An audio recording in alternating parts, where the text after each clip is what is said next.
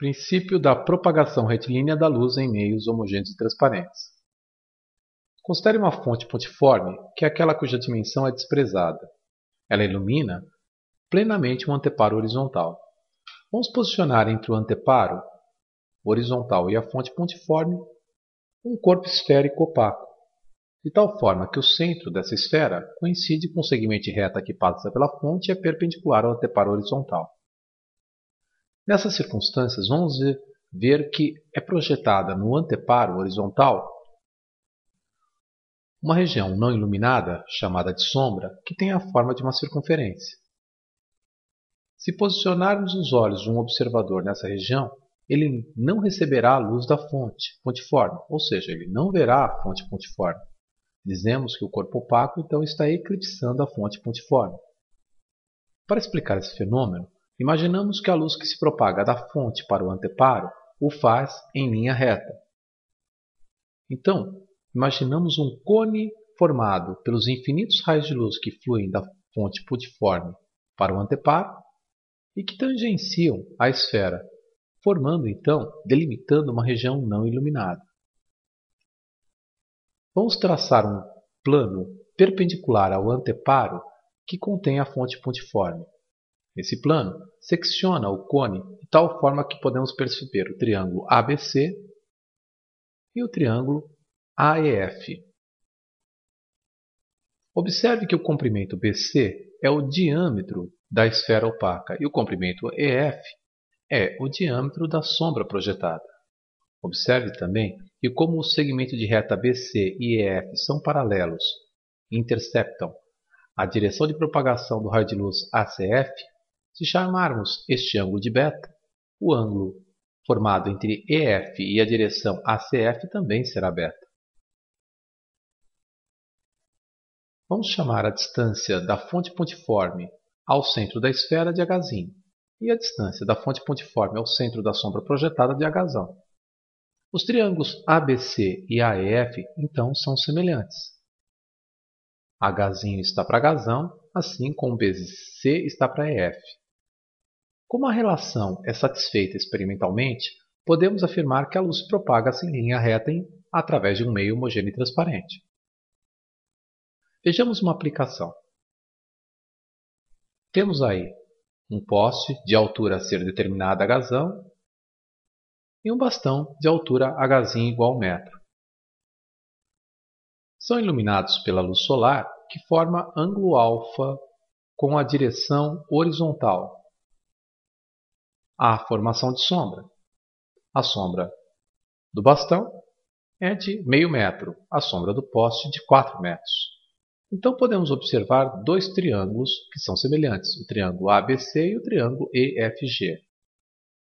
Por semelhante triângulo, H' está para H', assim como D' está para D'. Logo, 1 está para H', assim como meio está para 4. Multiplicando 5 cruz e isolando H', temos que H' é 4 sobre meio, ou seja, 8 metros. Alternativa correta, D. Vamos estudar a formação de sombra e penumbra. Temos uma fonte pontiforme F1 e já sabemos que se colocarmos uma esfera opaca entre a fonte e o anteparo, que antes era plenamente iluminado, haverá a formação de sombra. No caso, a sombra tem a forma de uma elipse, já que o centro da esfera não estará posicionado sobre o segmento de reta que passa pela fonte F1 e é perpendicular ao anteparo. Podemos observar, inclusive, os raios de luz que tangenciam a esfera, pois supomos que os raios de luz se propagam em linha reta. Agora vamos retirar a fonte F1 e posicionar na região uma outra fonte pontiforme, a fonte F2. A fonte F2 também possui o corpo opaco entre ela e o anteparo, portanto, há projeção de uma sombra. Aí estão os raios de luz que delimitam essa região de sombra. Agora vamos analisar o que pode ocorrer se tivermos a presença das duas fontes pontiformes na região. Teremos duas regiões distintas, demarcadas aqui pela curva amarela e aqui pela curva vermelha. Essas regiões são chamadas de região de penumbra. Na região de penumbra, parte da luz das fontes pontiformes atinge a região e parte não. Por exemplo, na região delimitada pela curva amarela, não se recebe luz da fonte F2. É o cone de sombra da fonte F2. No entanto, recebe-se luz da fonte F1. Na região delimitada pela curva vermelha, não se recebe luz da fonte F1. No entanto, recebe-se luz da fonte F2. Essas regiões, então, são parcialmente iluminadas pelas fontes. Na intersecção das sombras de F1 e F2, temos a formação de sombra com a presença de F1 e F2 e o corpo opaco. Ou seja, temos a intersecção dos cones de sombra da fonte F1 e F2. Nessa região, nenhum raio de luz que emana de F1 ou F2 atinge um observador. Logo, um observador colocado nesta região não verá nem F1 nem F2. Já na região de penumbra, delimitada pela curva amarela, verá F1. Já na região delimitada pela curva vermelha, verá F2. Então diremos que o corpo opaco eclipsa totalmente F1 e F2 na região de sombra, que é a intersecção das duas sombras de F1 e F2. E eclipsa parcialmente as fontes F1 e F2 nas regiões de penumbra. Então, na região de penumbra delimitada pela curva amarela, o corpo opaco eclipsa F2, mas não eclipsa F1. E na região delimitada pela curva vermelha, o corpo opaco eclipsa F1, mas não eclipsa F2. Esse modelo pode explicar os chamados eclipses solar e lunar. Observe. Eclipse solar. Ele ocorre quando a Lua posiciona-se entre o Sol e a Terra. A fase da Lua é nova. A Lua, então, pode projetar duas regiões sobre o planeta, uma região de sombra e uma região de penumbra. Se um observador estiver na região de sombra, ele não recebe luz da fonte extensa que é o Sol. Logo, ele não vê o Sol. Eclipse total solar. Na região de penumbra, o observador recebe luz de uma parte do Sol. A outra não. Ele tem um eclipse parcial do Sol. E na região plenamente iluminada, não há a visualização do eclipse solar. Observe que a face da Lua voltada para a Terra é a face não iluminada pelo Sol. Portanto, realmente o eclipse solar ocorre na fase de Lua nova. Agora vamos observar o eclipse lunar. No eclipse lunar, em algum momento, a Lua, que era plenamente iluminada pelo Sol, entra na região de sombra projetada pela Terra.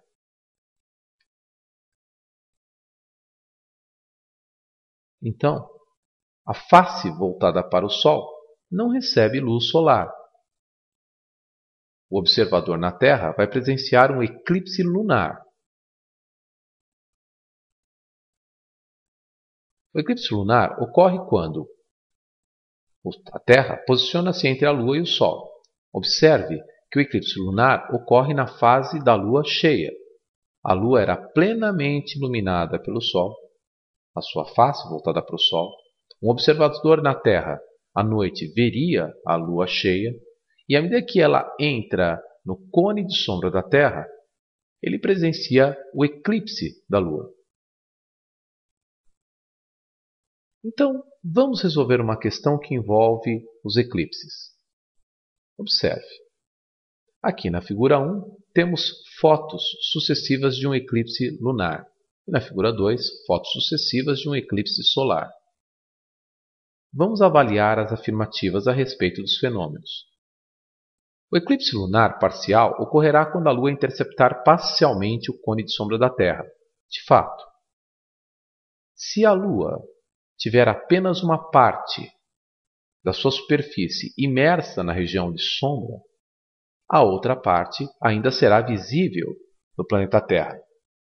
Portanto, teremos um eclipse parcial da Lua. Afirmativa verdadeira. Tanto o eclipse solar como o eclipse lunar comprovam experimentalmente a propagação retilínea da luz através de um meio homogêneo e transparente. Ora, o eclipse solar e o eclipse lunar nada mais é do que a projeção de sombra ou penumbra sobre a Terra ou sobre a Lua. No caso do eclipse solar, a projeção de sombra da Lua sobre a Terra ou da penumbra sobre a Terra. No caso do eclipse lunar total, a projeção da sombra da Terra sobre a Lua. E a sombra e penumbra são explicadas pela propagação retilínea da luz através de um meio homogêneo e transparente. Afirmativa verdadeira. No eclipse solar, a Terra posiciona-se entre o Sol e a Lua. Não, isso não é verdade. No eclipse solar, o corpo opaco Lua posiciona-se entre o Sol e a Terra. Então a Lua projeta sobre a Terra duas regiões de sombra e penumbra. Na região de sombra temos um eclipse total do Sol. Na região de penumbra, um eclipse parcial. Quando a Terra posiciona-se entre o Sol e a Lua, podemos observar o eclipse lunar. Então a afirmativa 3 é falsa. Vamos estudar agora outra aplicação do princípio de propagação retilínea da luz através de um meio homogêneo e transparente. No caso, a aplicação é a da câmara escura de orifício. Temos uma caixa formada por paredes opacas. Em uma das partes da caixa temos um pequeno orifício e frente a ele uma vela inicialmente apagada. O local em que se encontra a caixa é escuro e, na parede posterior ao orifício, vamos posicionar uma placa translúcida, por exemplo, papel vegetal. A experiência revela que, se acendermos a vela nesse ambiente escuro, observaremos um clareamento da placa translúcida que tem a mesma forma da vela e de ponta cabeça. Podemos chamar de imagem fornecida pela câmara escura da vela. Esse fenômeno pode ser explicado através do princípio de propagação retilínea da luz. De fato, vamos observar a caixa, que é a câmara escura de orifício de perfil. Aqui temos o orifício, aqui a placa translúcida. Quando colocamos a vela acesa frente ao orifício, observamos a formação da imagem da vela na placa. Bem, como a vela imagem está de ponta cabeça em relação à vela objeto, avaliamos que o orifício só deixa passar por ele raios de luz que vêm na direção dele, portanto, que se propagam em linha reta de um ponto da vela objeto até a placa translúcida, a iluminando e formando o que nós chamamos de imagem da câmara escura. De fato, da extremidade superior da vela podemos imaginar um raio de luz que se propaga em linha reta e que passa pelo orifício, iluminando a parte de baixo da placa e formando ali a chama da vela. Da mesma forma, podemos imaginar um raio de luz que deixa a base da vela, passa pelo orifício e forma um clareamento da base da vela na placa translúcida. Daí o fato da imagem conjugada pela câmara escura de um objeto ser de ponta cabeça. Observe que os raios de luz então cruzam exatamente no orifício da câmara escura. Bem, vamos definir o triângulo OAB formado pelos raios de luz que partem da chama da vela e da base da vela, e pelo comprimento AB, que é a altura da vela, a dimensão da vela de altura. Assim como o triângulo OB', formado pela vela imagem e pelos raios de luz que passam pelo orifício. Bem, observe que chamei de alfa o ângulo entre as direções OA e OB. Oposto pelo vértice, o ângulo entre a direção OB' e OA' também será alfa. Assim como chamei de beta o ângulo formado pela direção OB e pela direção AB, que é a altura da vela, comprimento da altura da vela. Alternos internos, o ângulo formado pela direção OB' e B'A' também será beta. Logo, os dois triângulos são semelhantes. Chamemos a altura do triângulo AOB de Dzão. Observe que essa altura é a distância da vela objeto ao orifício da câmara escura. Chamei de Dzinho a altura do triângulo OB'A'. Observe que Dzinho é a distância, portanto, da placa translúcida ao orifício. É a profundidade da câmara escura de orifício. Hzão, a altura da vela objeto. E Hzinho, a altura da vela imagem. Então, como são triângulos semelhantes, Hzinho está para Hzão, assim como Dzinho está para Dzão. Essa relação se satisfaz experimentalmente. Logo, novamente podemos afirmar que a luz se propaga em linha reta através de um meio homogêneo e transparente, que no caso é o ar. Outro princípio importante da ótica geométrica é de que os raios de luz se propagam independentemente do outro, ou seja, apesar dos raios de luz cruzarem exatamente no orifício, eles continuam se propagando na mesma direção e sentido original. Observe também que a altura da imagem projetada na placa translúcida da vela é inversamente proporcional à distância da vela objeto à câmara escura. Portanto, se dobrarmos a distância entre a vela objeto e o orifício da câmara escura, a altura da imagem será reduzida pela metade. Hzinho e Dzão são inversamente proporcionais. Então lembre-se, a formação de sombra, penumbra, o eclipse solar, o eclipse lunar e o fenômeno da formação da imagem na placa translúcida de uma câmara escura de orifício comprovam experimentalmente que a luz se propaga em linha reta através de um meio homogêneo e transparente.